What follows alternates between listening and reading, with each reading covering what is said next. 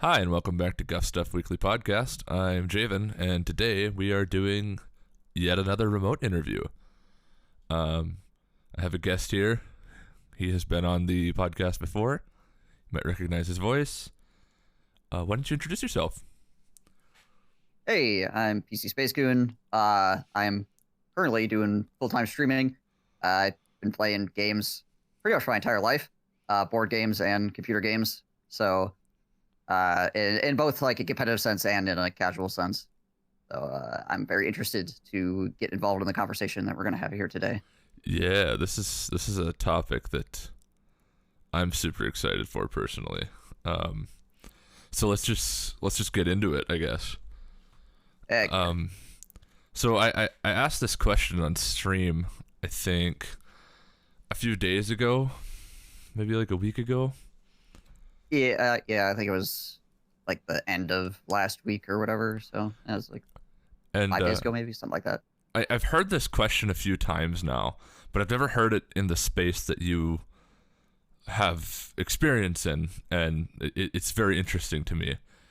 And the question was, what drives competition? Is it the fear of losing, the hate of losing? I hate losing. Oh my God, this is the worst thing ever. Or the high and the love of winning? And I guess what's your answer to that question? So I've definitely been through a lot of stages of this, like trying to figure out what exactly my competitive drive is. When I was younger and I was doing competitive stuff, it was definitely like I really enjoyed the highs of like winning and things like that. But I feel like the like I hate losing, I love winning kind of thing is like a really it's essentially like the base emotional response that you get from those things. So you're not really like digging into why you're into competition. It's a lot of the times what gets you into competition in the first place is like that whole like, oh yeah, I won something. Wow, that actually feels pretty good. I want to do this more, right?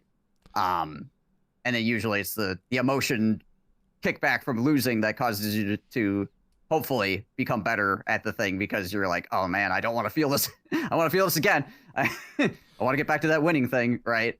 Yeah, So that can kind of like push you towards learning, right? Hopefully, or some people just like stop, right? That's the other side of it. yeah. I mean, I think that's a good point. Like, it's hard to condense something like competition down to just a two-part question: a this or this, right?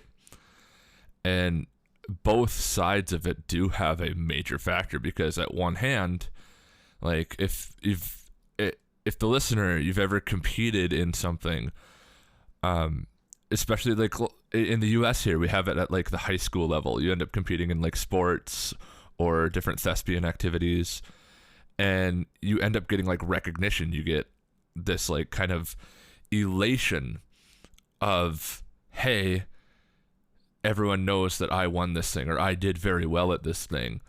And that feels good. Like that's just a dopamine hit, right?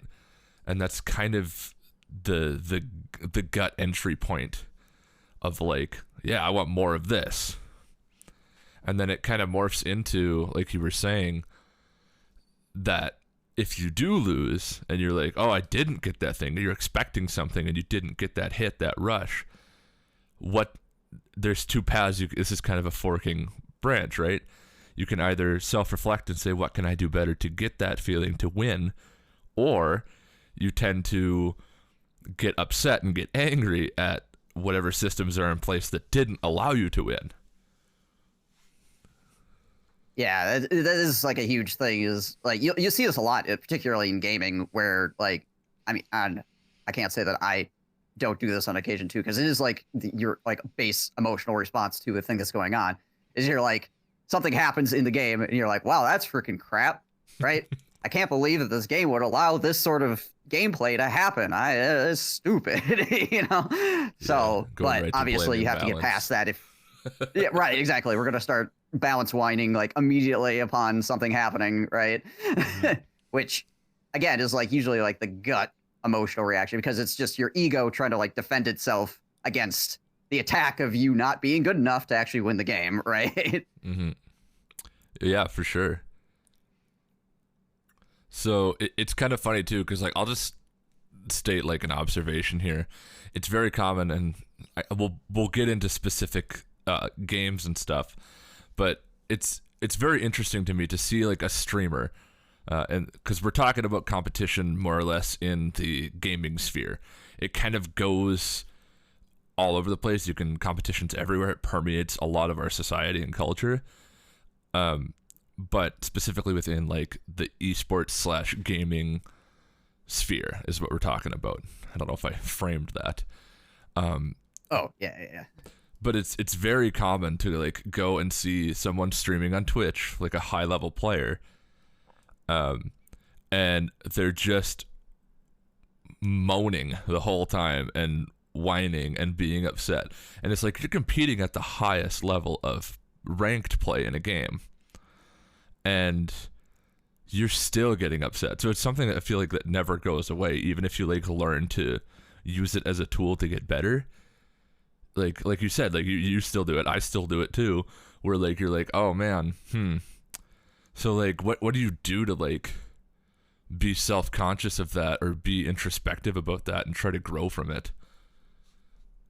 Well, if you're actually like trying to get better in any like competitive game, this is where like replays and stuff like really come in, because that allows you to create space between yourself and the inciting act, essentially, right? Yep. So like you watching a replay is going to be a lot more like critical of your own play and be able to actually like look at it and learn than you in the moment, right? You in the moment, a lot of the times you have to take whatever's happening, package that very quickly, and then drive on with whatever's happening in the game, right? You can't hang on that and think about it like, I don't know, maybe I should have. You could do that like a tiny little bit, right? But usually you have to keep moving to try to win, right? Your better emotional energy and mental energy to focus on like what the next move is, as opposed to what you screwed up a moment ago. Yeah. When you go to the replay, then you can look at the whole situation and be like, okay, these are the ways I screwed up during this game. I need to work on this, that, or the other thing, and then try to take that stuff forward into your next game. And also, like I said, having that space between like the game you're currently playing and watching your replay, you're going to be obviously a lot more like thoughtful and less emotional about the actual situation that happened. Yeah, no, I think that's a really good way to like improve, because like it's this idea that like you can almost like make it an objective instance of something when you watch a replay. Like like not just to summarize what you said, but it's like that separation is the important part, right? At least to me with a replay. And it's funny too, because a lot of those, not a lot of those, but a lot of competitive games, like games that tend to have like ranked ladders, I think like StarCraft, like Dota, League of Legends, I think Overwatch even had replay features. Did they, or am I misremembering that? I actually can't remember if Overwatch had it or not, because I played for like the first chunk of Overwatch, and then I stopped after like they changed like how many people you could have and things like that. Okay. But it's funny that is like such a good tool that it is implemented in a lot of games. Yes. Well, that was one of the things that always got me. Like I played League of Legends and was actually like trying to be decent at it for a while, and it really was painful. They didn't have a replay system in League of Legends forever. Like there was at one point there was like a third-party tool that you could use to like get a kind of like pseudo replay. But coming from a StarCraft background, because I played StarCraft and then I was playing League of Legends, I was like, holy, how are you supposed to like look at your games and try to figure out what you were doing wrong if you have no replay functionality whatsoever? This is insane that they don't have this in a game that has like a ranked ladder, right? Yeah, What's yeah, the point? You know? yeah. Yeah. If there's no tool to understand what you did, it's like I kind of draw the analogy to when I was a kid and started like my love of competition. One of the things I did was I played like basketball and all the sports and stuff like that. And like there you have an objective measure of how well you did based on, whether or not you won the game. But like there is no method really for like going back and observing at like that level what you did wrong. And so you're like relying on having like a good coach or relying on having good feedback from people who like saw what you were doing. And one of the things that really helped me think of competition and helped me get better as a competitor in general was when I was doing like speech, which was this, you go and you talk at a wall and then like you get judged on it and all this and that. And it's a whole thing. Like it's an extracurricular activity. That's the word I'm looking for. There you And go. but your judges would give you critique sheets. They would literally go through as you Right. Yeah. spoke your part or did your performance and would write the whole time while you're performing and give you feedback. And that was really, really eye-opening for me because I had never been a part of something where I could get active feedback on something as I'm doing it. And it's like that's something that replay system is just so important for, or like just watching replays is so important for. Yeah, and nowadays, like even in like real world sports, where you physically go and do something. I know, crazy. Um, like with the advent of phone cameras and stuff like that actually being accessible and usable, and you can just go buy like a tripod or something for your phone. You can set that up, and you actually like film what you're doing in a physical sport, which then gives you like actually gives you basically a replay, right? Because Yep. you recorded it all. Um, one of the LARPs that I'm a part of at AmpGuard, we do lots of foam sword fighting and stuff like that, Mm-hmm. and that has really like elevated a lot of fighters in the scene. Is people taking their phones to tournaments and just recording like their fights, other people's fights, all that stuff, so they can like go and like break that stuff down and slow-mo it and things like that and be like, okay, so this worked because of this works because of that. But back in the day, it's like you could stand there and watch a fight, but fights happen so quickly. Sometimes you actually don't really even understand what happened. And when you're fighting, there's lots of like gaps and stuff in your defenses or shots that you potentially could have taken, or you could be like, wow, I'm not moving my feet like I should, or something like that, right? Things that you're not like really conscious of while you're actually in the fight. You could look at it again on film and just be like, okay, all right, these are things that I need to like think about when I'm practicing and think about when I'm hitting the tournament field, right? Mm-hmm. It's funny that you mentioned like physical, like almost like martial art, right? Like, or physical fighting, like a sport like that. One of the interviews I did a 5-part interview with a guy named Blood Red Sakura, and he isn't like a high level fight game player, and that the fight game brain right. is a whole nother monster. And Fighting games are crazy, man. yeah, because and that one's interesting too, because not only can you like save a replay of something, but you can actually like save your input.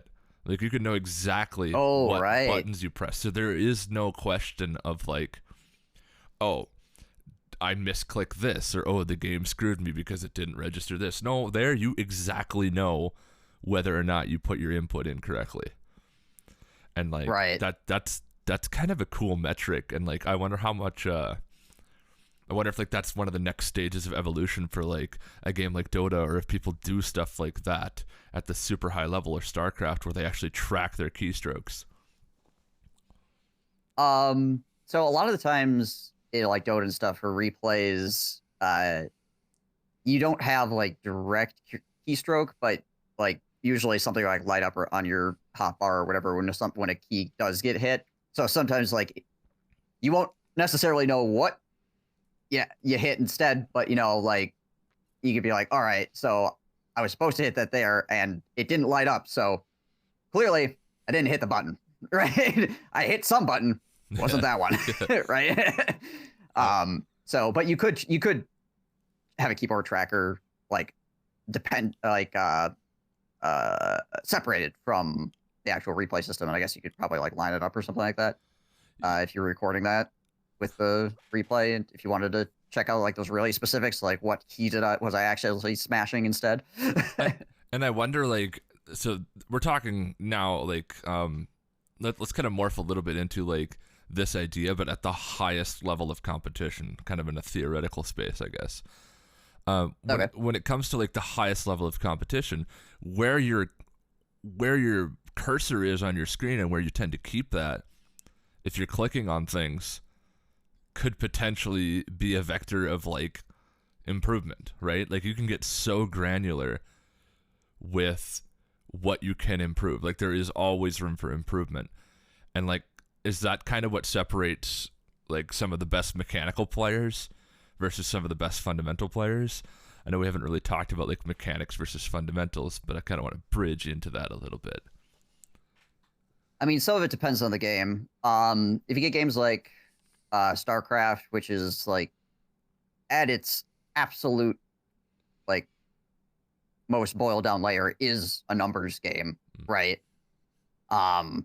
There is obviously micro and things like that you could do, but for the most part, like more stuff equals more win, right? Yeah. If I just if you are more efficient, if you are more efficient with everything you do, you're going to have a massively higher chance of winning that game than your opponent, even if he is the micro god of the universe, right? Just because you don't have to care as much. You got more stuff, right? You'll just have more stuff because your macro is insane, right? And on kind of like, I wouldn't say the other side, but you have games like Dota where you have so many things going on and your opponent can push against those things in so many different ways that, or Brood War's like this too, actually, a bit more than StarCraft 2. StarCraft 2 is like more like solidified as far as like mechanics, like just be really, really super mechanically solid. You have games like Dota or like Brood War where there's just so many things that are complicated for you to have to manage at any given point in time that you're that no one player is ever going to be like the best at every part of the game, right? So you're going to have to figure out like it's definitely that going on where it's like the game is part of what you're trying to overcome. Your opponent's over there trying to stop you, and then the game is like getting in your way as well as you're trying to take out your opponent, right?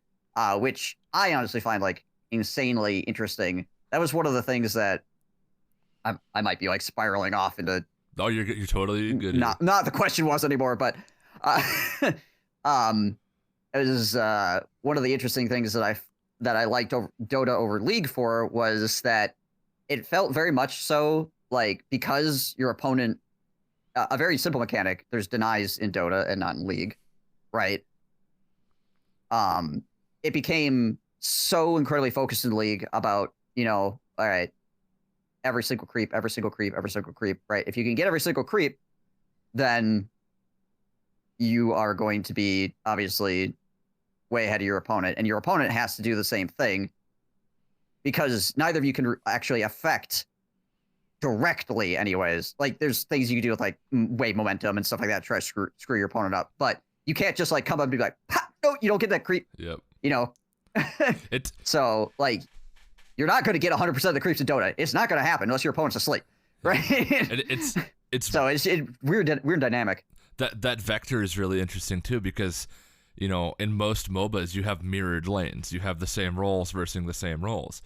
Dota, you don't get that. Yes. Because we learned a long time ago in Dota that you can take one guy and slap him over in the enemy, ADC lane equivalent, and the guy Yeah. that wants the most farm. And if your only job is to just like deny them from getting last hits, turns out you could just support your entire team by doing that, by just making sure that their carry, their farming guy, doesn't get as much income as your farming guy, and it doesn't even matter like what money you get out of it. Like it's kind of insane if you really think about it. Like Yeah, and there's like catch-up mechanics and stuff like that in Dota that are a lot stronger with like creep stacking and things also. That can help like as a team play aspect goes, where it's like, okay, so we're gonna put this guy in the suicide lane and he's gonna struggle, but we're gonna try to pick him back up again here using these other mechanics. But you have to rely on your team to do that because you can't always do that. Sometimes you can, but you can't always reliably do that as the suicide laner, right? I'd love to do a whole episode on Dota sometime. That's on my like wish list of things to do at some point. I do want to rewind a little bit. And you had talked about the idea of like in StarCraft just having more, like doing more efficient things than your opponent the whole game, and then you can just, you didn't use these words, but you can just move over to them, and like if you just have more things, more critical mass, odds are you're gonna win. Like that's just a given. I mean, I'll let you complete your thought. Obviously. Yeah, and so I actually want to draw a parallel to another game that I feel this is like what separates like your casual / beginner intermediates between the people that are getting to advanced and getting to expert levels, and it's Magic the Gathering. Okay. Specifically in 1v1s. You know, you look at when you first start playing Magic, it's who can play the biggest creature the fastest. Like that's kind of like, or who has the most kill spells, or who has like it's a quality game when you first start playing Magic, and who has the best blank.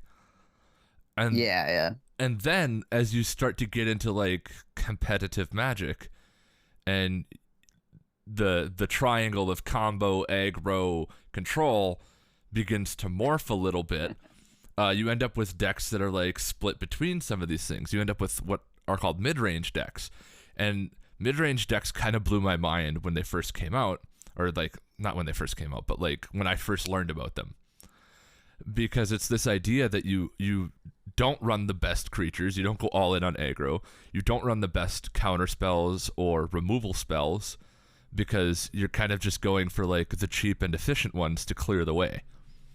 And now all of a sudden you're playing this game where every time you play a card, you're either 1-for-1ing with your opponent, or trading one card for one card, or in some instances you're trading one card for two of their cards, or you're selectively trading a 1 mana value discard spell for their 7 mana big creature that'll win them the game. And over time, this war of attrition, this incremental advantage, becomes more important than the quality of the individual cards that you're running in your deck. And it's really cool to see like that strategy, that kind of theory of gaming, more or less. I don't want to call it game theory, but the theory of gaming. Right, Game theory means something to a lot of people, and it's its own monster. Yeah, for sure. But that ideology of competition, of strategy, I should say, of incremental advantage, and then eventually I just club you over the head after I have amassed enough advantage. It's really cool to see that parallel. Yeah, it's the whole like I'm gonna very slowly put the dagger into your heart, and then you're not gonna know how deep it is until your heart actually stops, kind of situation. Yeah. Right? Yeah. And like, oh gosh, okay, well this really crept up on me, didn't it? It's not like a flashy like I hit you with 20 damage in one turn sort of thing, where you're just like, oh, I see. Have a nice day. Yeah, I've been had, you yeah, well, all right. So yeah, like those kind of decks can be like very interesting, because you could think that you're okay, and then suddenly it's like, nope. Wow, all right, I'm done. Yeah, it was very interesting to me, because like I was a control player in Magic for a long time, and Yeah, you're stinking blue players over here. blue is the best color. I won't be. I've said it, and I will die on that hill.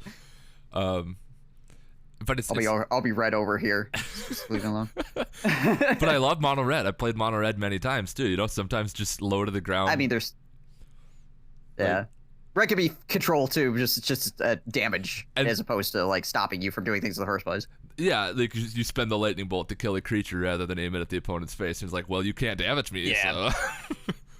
Yeah. That's the cool thing too. We talk about Magic a lot on this podcast because it's a really good vector to explain a lot of things in gaming, and it's kind of ubiquitous. Like a lot of people play Magic. Yeah, or at least have some experience with it at some point. Yeah, you know. So I feel like it's a good reference point, but it's still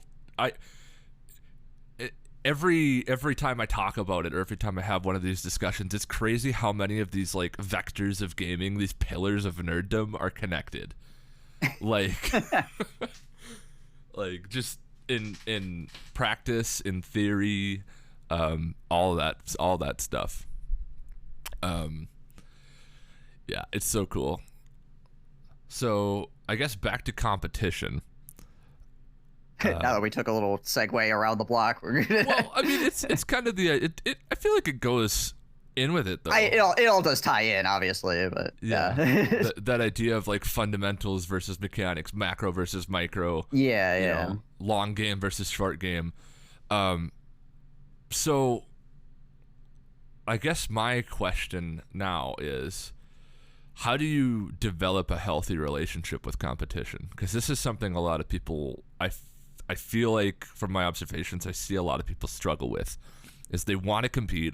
They want to be like, yeah, I'm the best. I'm the platinum diamond. No, I'm the grandmaster level player. Versus, hey, I just want to show up and play some games, and I'm a gold level player. At what point, like, how do you wrestle with that? How do you wrestle with like the good enough aspect of competition? So some of it depends on, like, you kind of got to realize like where you are in the space. For one, or what I mean by that would be,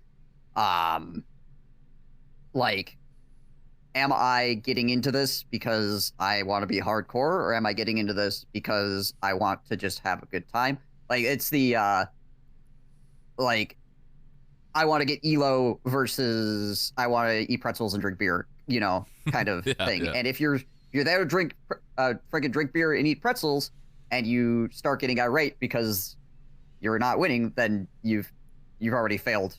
Like, so understand what kind of space you're walking into and what you want to get out of it in the first place, right?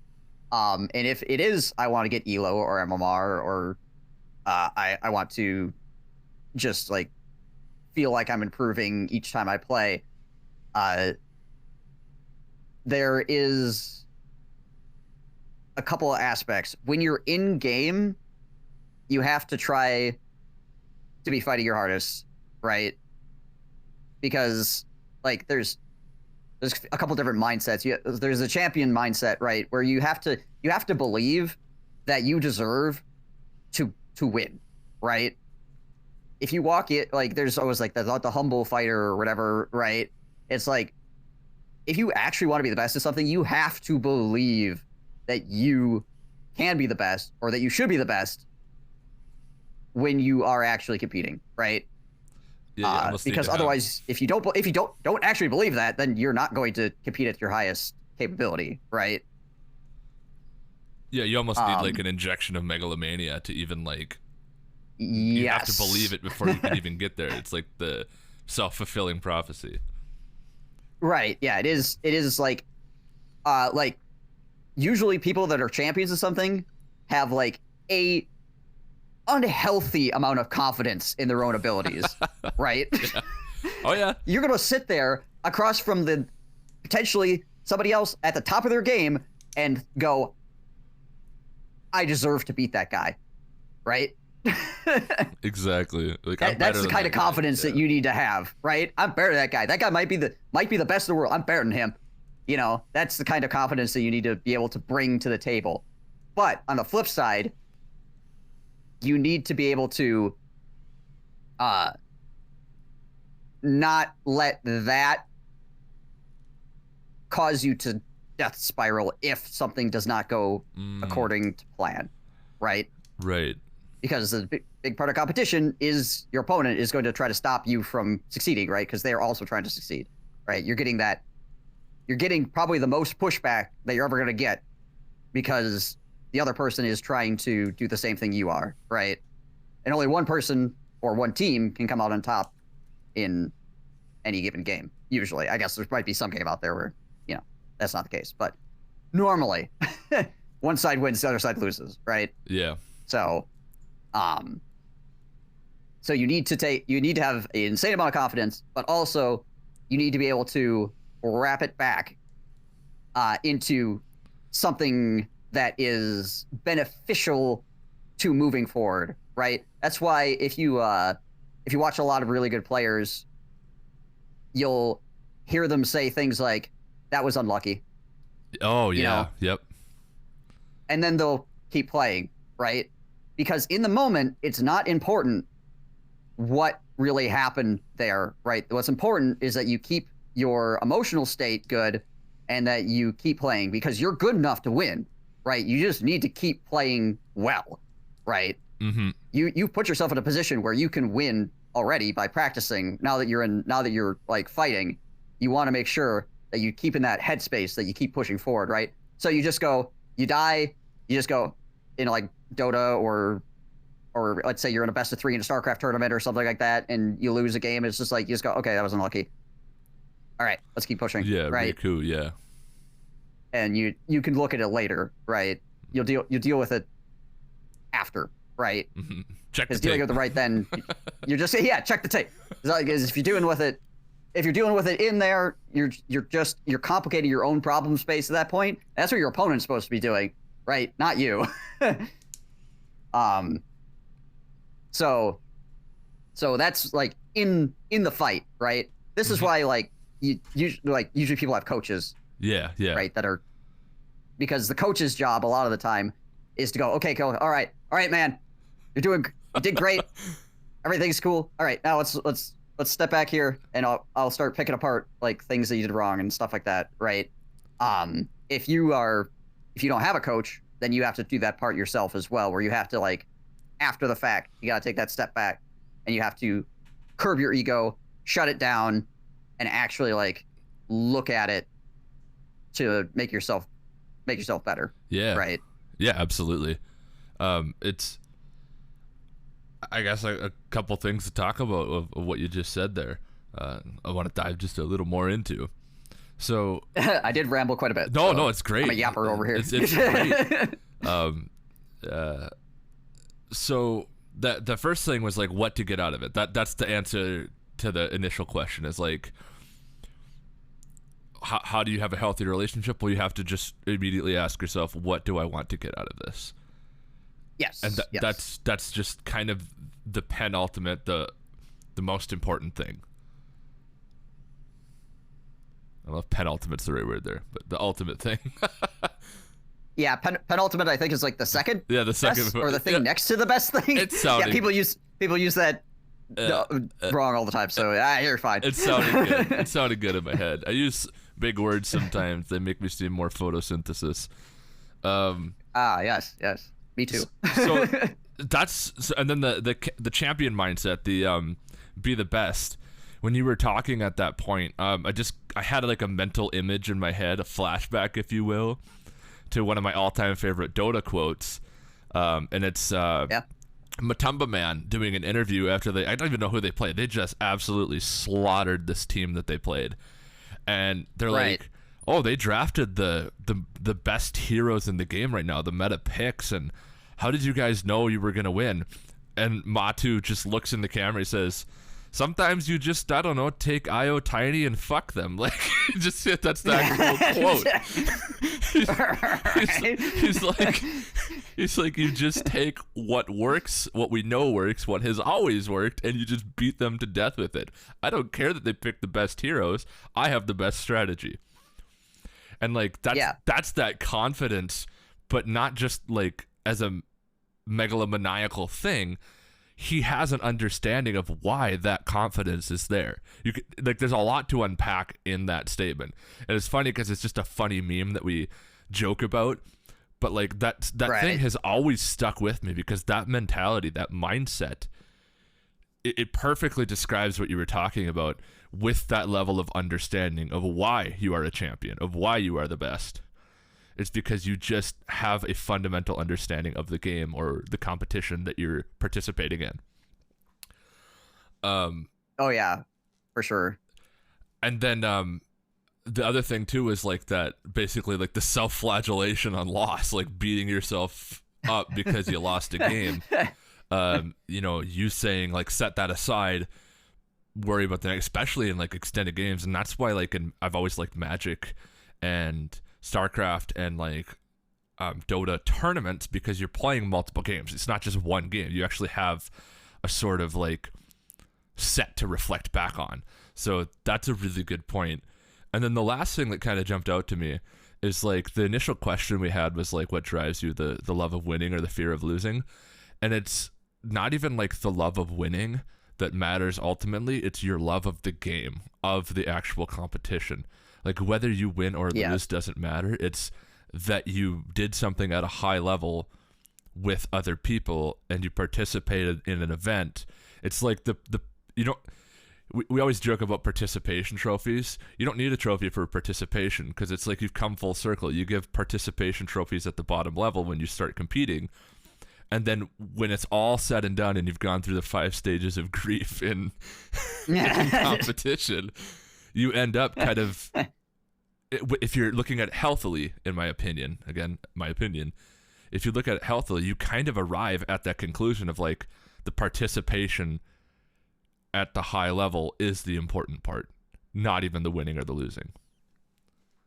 Well, yeah, because like once you reach like the top of the ladder or near the top of the ladder, right, where you're basically fighting over like a single rung with other people, right? You know, it's like you're not going to move up and down that ladder very much in general. Any given day you can move down a little bit or you can move up a little bit, but really you're all just going to be on like all on that one rung hanging on anyway, right? For the most part. So it really becomes more of like a community thing, like you're with a whole bunch of other people. That's why a lot of times like you see people at the highest level are actually like friendly with each other and things like that, because those are the other people in the sport that understand all the eccentricities and everything like that of the thing that you're playing. So you can actually like talk to them and like have more deep conversations about the game and the mechanics, or I mean in physical sports, you know, different positions or patterns or things like that, right? So yeah, once you get up there, you have to kind of like change your focus a little bit, because it's like if you're learning and going up the ladder, it's all about most people focus on the climb, right? So what do you do when you catch the rabbit, right? Yeah. Well, we never thought we'd get this far. Yeah, okay, now what? Oh boy. Yeah.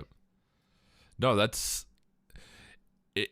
really interesting to me that that's kind of like it's the equivalent of like all thing evolved to crab, like in competition, right. Like that there is a natural conclusion to it, and that the natural conclusion isn't necessarily like taking and grabbing everything and saying I'm the best, but rather that like sense of community at the highest level, like that is worth something in and of itself, if not worth the most. You know what I mean? Right. It's really interesting that can evolve that way. Yeah, and then also you'll see a lot of people that reach like the top level, they'll then take that knowledge and they'll also push it back down the ladder, right? Because they'll be like, okay, I've reached this level. I talk to people at the highest level all the time. We have deep conversations and stuff, but there's a lot of other people that are interested in playing and understanding, right?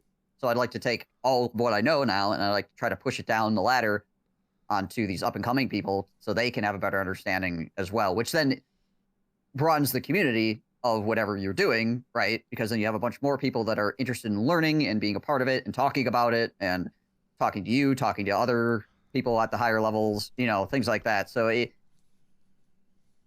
lot of competition in gaming ends up being like a community thing. Like humans are communal at the end of the day, right? Communal creatures, yeah, we want to do things with other people and like all have like understandings of what we're doing and be able to talk about it intelligently with each other and things like that. So yeah, I mean, you hit the nail right on the head. I don't really have anything else to add to that. That's pretty succinctly put. I remember. Come on, deep thoughts. Yeah, Let's you're go. right. Okay, I got one. All right. It kind of fulfills that old adage of like, or that old saying of "on the shoulders of giants." Like that's a phrase that comes up a lot. Of like, these people have built this framework. That knowledge has disseminated amongst the community, and spread out and become part of the collective hive mind of the quote unquote meta of the game. From the highest levels of competition, it kind of trickles down. But then once everybody understands that, the meta can shift and things like that. But not only that, but the understanding of the game will shift, and that's where you begin to build, and that's where you tend to get, I don't know, like if you take the best basketball players from, like a great example of this would be like taking someone from the 1950s who played basketball versus someone who plays today. It's completely different games. Like the game itself can morph over time, and it's competition that drives that morphing, that evolution. Competition in its essence is almost like evolution in practice for a specific game. Like really, that's what it feels like to me. Yeah, well, iterations, like every time you iterate on something, if you have like thousands and thousands of people iterating every day, you're going to build quicker. Like the age of the internet has like really hyper accelerated a lot of the stuff that goes on, because now like a lot of people have access to a lot of extra information, right? Back when you and I were kids, my bones, my knees. Uphill both ways in the snow. Right. When the internet was very light, maybe you had like game facts or something like that you could go to and be like, I'm gonna read a 120-page document here real quick and try to understand what the heck's going on. What's the IGN guide tell me? Right. Go buy the Primo strategy guides in Walmart. But like you kind of had to like go to a lot of different places to try to acquire this kind of knowledge to improve and be the best, right? You actually had to like physically travel, like even in a game space, you had to like physically travel to places, right? Because you had to like, let's say you're playing like Brood War or something, right? If you play in your local community, it's like, all right, cool, I'm the best of my friends, right? Then you're like, oh, hold on a second, I'm gonna go to this land down at the game shop, right? And you're like, okay, I've proved I'm the best in my town, right? But then it's like, okay, am I gonna go to another state? Oh, these people play completely different. Like, wow, I don't know how to play against these guys at all. Like the internet allows us to kind of like get all of that, which can make it more difficult for like newer players as well, because you're getting slammed by all kinds of like way more information all at one time, both from a I want to learn something standpoint and from just like your opponent is also got all the extra information and stuff. So you're just like styles and things like that. You're going to get hit by a lot more varying information than you were in the past. Yeah. And it's funny because you mentioned this, and I am so guilty of this because it's, again, we didn't really have it when we first started our quote unquote competitions and stuff. This instantaneous speed of information and the meta development and the statistical tracking and all these different things. And it's really funny because you know, where I ended up stalling out in a lot of the times that I played ranked or tried to like ladder and get better, and I feel like this is a common thing, it's not just me, is you almost get addicted to the statistics and the meta trying to tell you what's good and what's not good. And you're like, you'll never do something because, oh, the meta says this isn't good. I like to call it kind of like Reddit syndrome in a way. Where like, yeah, you get caught in your own sniffing your own farts too hard. Basically. yeah, like you're like, oh, well, I obviously didn't build. I did the build order. I did the correct meta build order, and it's like, it's really funny. And I should know better because there was a Magic deck that did this, and it was hilarious. A couple of them. There was a Magic deck called Lantern Control, and it's this super obscure deck. This guy engineered it himself. He played it for a long time. It's basically you control the top card of your opponent's library. You reveal it, and then you make them mill it, and you make them only draw crap cards. But the deck is like insanely hard to pilot because it requires a meta knowledge, it requires all these different things. But it ended up doing really well at a Grand Prix, and people are like, oh my god, this is the new meta. So tons of people bought this deck, and the win rate of the deck was just abysmal. Like, it was so bad. Yeah. And it's like, there's this idea that, like, there are outliers. Or, like, you know, Travis Wu, when he made Living End deck, he took a bunch of these cycling creatures that were just garbage, and then he played a card that was considered awful. And it literally was just, like, it defined a whole archetype. Yeah. And it's funny because if you get caught in this, you know, it's not fair to call it Reddit syndrome, and I'm sure the internet will light me on fire for it, but of this, yeah, like, right, don't worry, it's only Reddit. What could they possibly do to you? Yeah. But it goes beyond Reddit. It's just that's where I usually see it. Oh, for sure. You know, that's the it's just right. It's just a big forum, so it's rearing its ugly head in manifesting in this specific way, right? Right. And so you end up with this like, oh, well, I should go read about how I should play rather than just playing the game and watching your own replays and self-improvement. You're trying to improve to a meta when you don't even have the fundamentals there. And I do that in a lot of competitive games. And I find when I finally get better is when I just kind of ignore that and just stick to my own thing. Right. Yeah. Experimentation is honestly like the way that you get to, you know, the lauded 70% win rate, right? Is you have to be the person that gets in front of the meta, right? Mm-hmm. If you sheep the meta, as it were, right, then you are going to lose 50% of the time. Yep. Right. Yep. Because everybody is aware of what the meta is, and everybody's going to be playing the meta.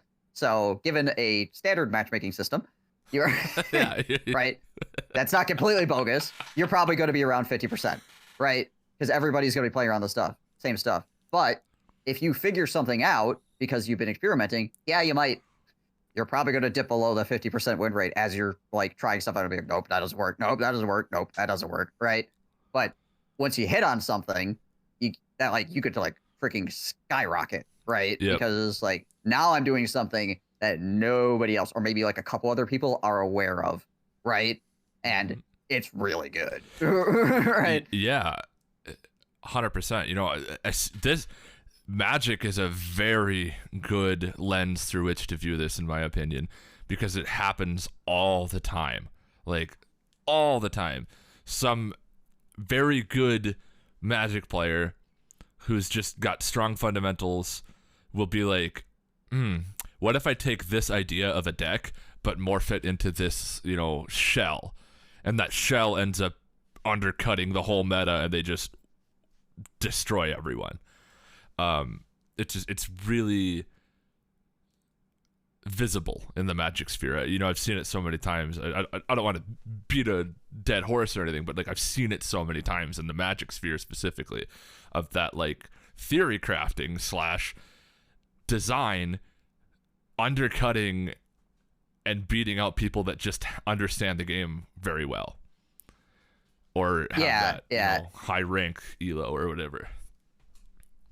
Sometimes you'll have like meta destroying builds or whatever. I guess I'll just use builds as like a really general term. Yeah. You know, it kind of covers everything. where it's like if your opponent plays the meta, then you're going to wreck him.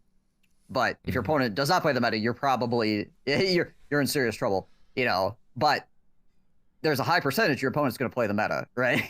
Yeah. So you're usually pretty safe, right? You'll have those outlying games where like, oh, they did something weird. I guess I lose, you know. But it's like, you know, a very low percentage, so you just kind of like eat it, you know, and move on. Yeah, it's like winning a pro tour with Woolly Spider, like that whole thing.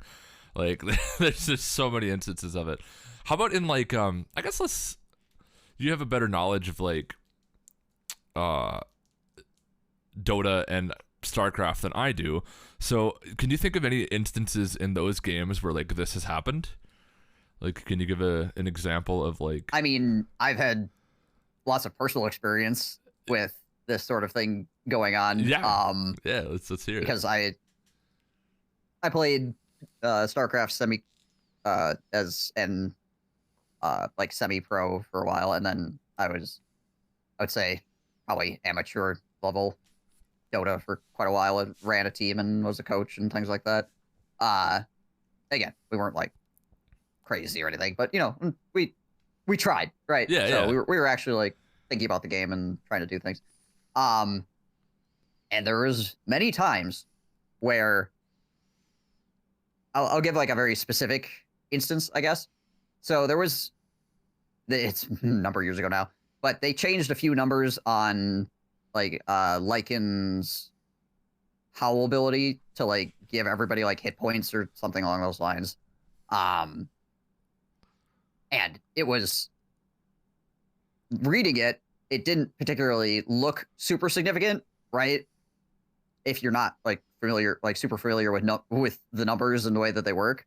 But if you have familiarity, it's like, oh wow, that gets pretty freaking wild, doesn't it?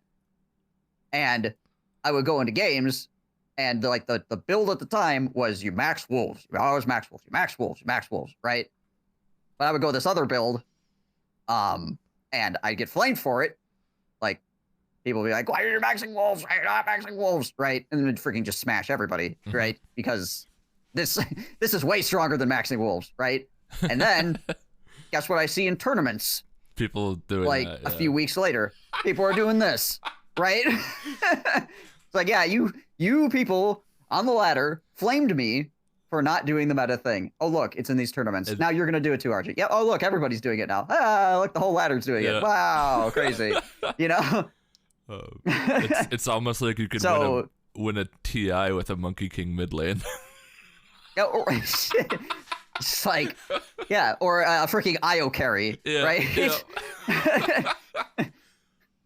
Or there was Treant's safe lane as well. There's because like if you got an Aghanim Scepter really fast and put owls all over the map, because like the owls propagated your ultimate and it gave vision, you basically had map hacks and global ultimate every time you hit R. It was just like insane. So you put the tree in the safe lane, so you get the Aghanim Scepter like ridiculously fast, because the faster you get the vision on the map, the more control you have, and then your opponent just gets shut down, right? Because you know where they are all the time. If you ever want to catch them, you just go, oh, where are they? R, okay. Mess them up, because I have freaking global ultimate, essentially. Yeah, right? That's crazy. That's hilarious. And, you know, it's funny, too. In Dota, you can kind of do these sort of things. Like, you one of the best ways to, like, learn some of these, like, how a litmus test, if you will, for how broken an ability is ability draft. You know what I mean? Like that game mode, you're just like, oh my gosh, it's this game mode where you can take abilities from any character and draft them onto one character.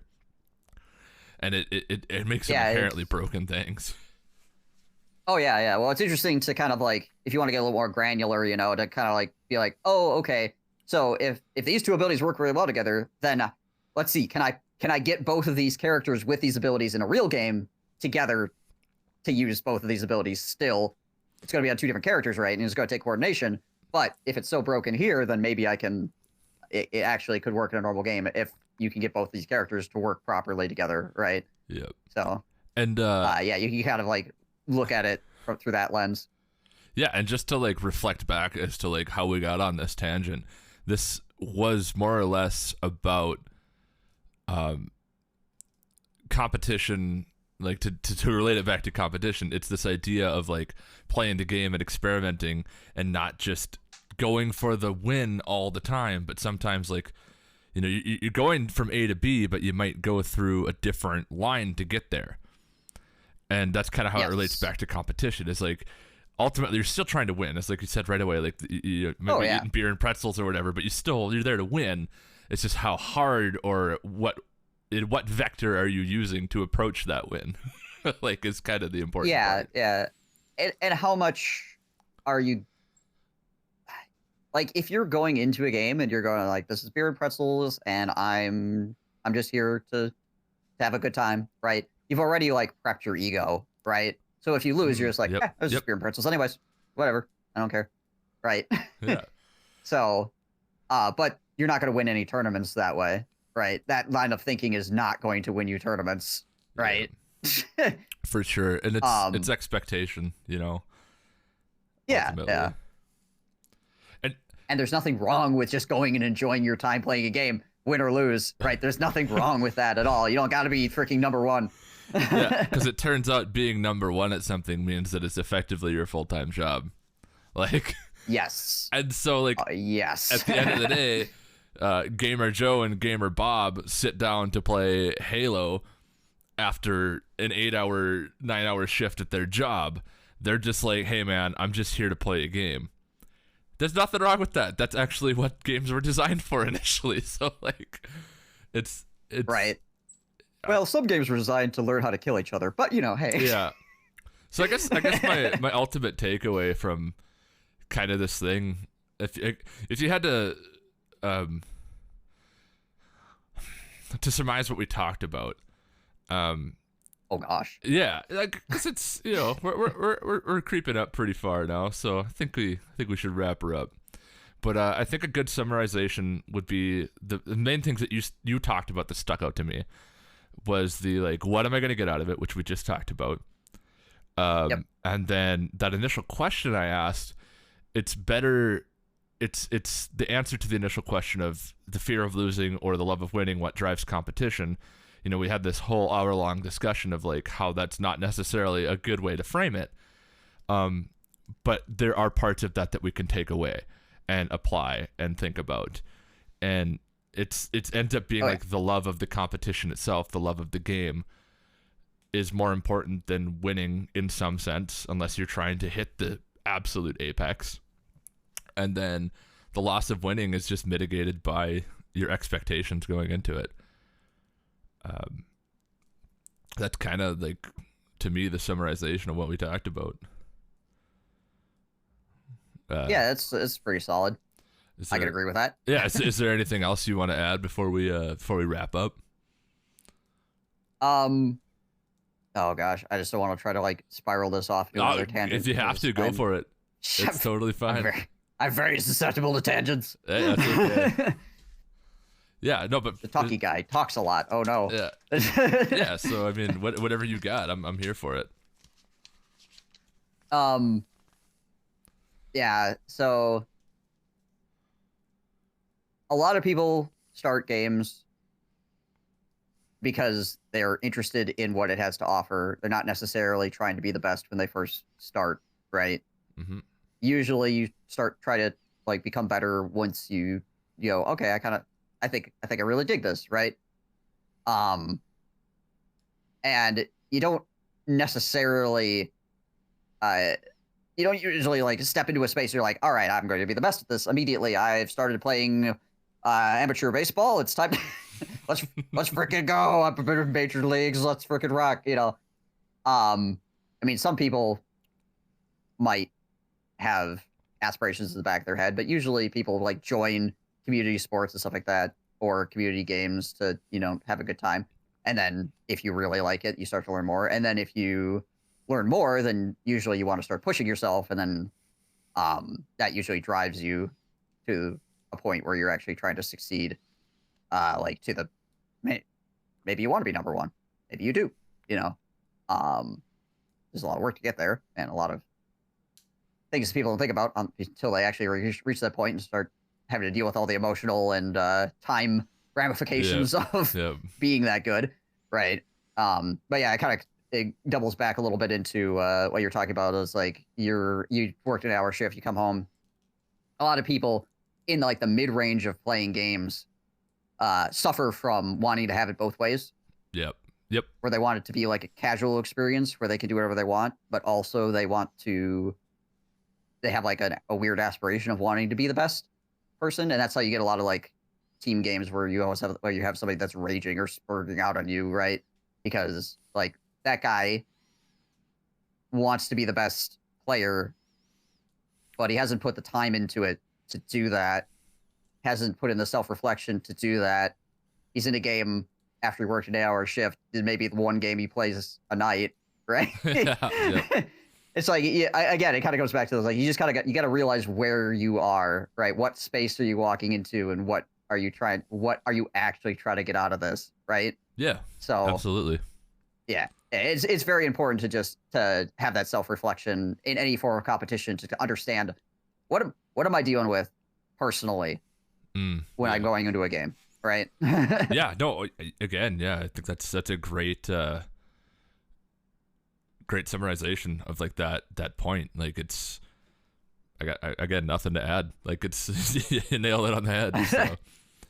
So. Well, you see, eventually, if I just talk enough, people will be like, "Yes, I have to agree with something." Yeah, I have to agree with something you said. No, but I feel like we're definitely we have a similar mindset on this, and I feel like after you've competed for a long enough time, you kind of. Yeah, it's the natural progression, right? Like to kind of come to these sort of conclusions. Yeah. Not saying we're perfectly right in everything we're talking about, but like it is a place you can get to essentially with. Yeah, and it helps. Unfortunately, once you've climbed higher, then if you enter a space where you're not, let's say I'm not, but let's say I was like 10k MMR in Dota or 15k, whatever the freaking highest MMR is these days. Yep. If I go and play another game that I'm less like hardcore about, and I get kind of mid-rangey about it, I can realize what I would need to do to get to that highest level, and then I can kind of like make a value judgment of whether I really want to do that or not, right? Exactly. A lot of these people have hit the mid-range, and that's like their highest that they've ever been. So they don't have like that kind of frame of reference for like what it takes to actually be really good in the first place, right? They lack the tools or the understanding or just like the general like feeling of the space that they're in, because they've never had the experience of being at the highest rung, right? Mm-hmm. To look back and be like, okay, yeah, it just ain't that important. I'm just gonna have a good time, right? Yeah, and I not to develop a new topic, but I would like to talk about this specific, like what we're talking about today, competition, and kind of this whole summarization. I have written down here like matchmaking on my little notebook. Oh, right. Yeah, but yeah. I feel like that could be a whole other episode in and of itself, because it could tie into all of Quite this. possibly, yes. So yeah, I mean, without any further ado, we're hour and 4 minutes in, so I think we got the tape. So I guess my question is, all right, I'm good. yeah, I'm good too, but our listeners might be like, oh, when is it gonna end? So no, the talkie guy, he's saying things again. yeah, it's great. I love having you on here. Always good conversations. So why don't you give people again one more time like where people can find you and all that, and I'll post all this down in the description too. Make sure to give this man a follow. Sweet. He is entertaining as heck. His Twitch stream is one of my favorites on Twitch. So yeah, so if you're looking for me, I'm PCSpaceGoon on Twitch. The YouTube is PariahCast Gaming, and I am PCSpaceGoon over on Twitter. I refuse to call it the other name. Sounds so great. There you go. Well, thank you very much for agreeing to this. It was absolute joy to have you on again. Well, thank you for wrangling me, because my brain is often scattered, and trying to like lock me down can be difficult. So thank you for putting the effort in to get me on the show again. You're very welcome. And all the listeners, thanks for listening, and we will catch you guys in the next episode.